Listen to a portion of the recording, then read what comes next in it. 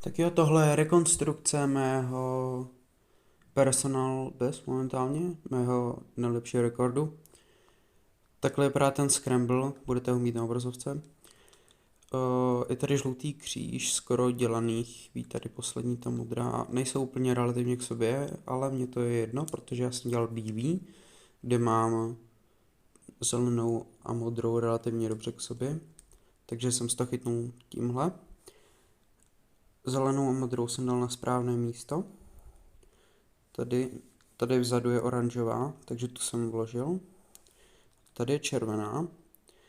A já jsem otočil a vložil jsem, ale všiml jsem si, že mám tady pár.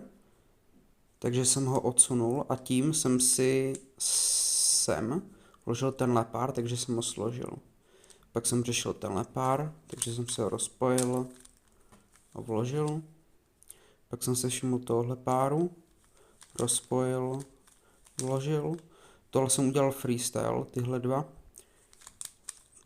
abych to měl rychle, takže jsem vlastně vyndal roh, spojil a vložil. Teď mi vznikl antisun a teď máme RA perm. Done. 13,23.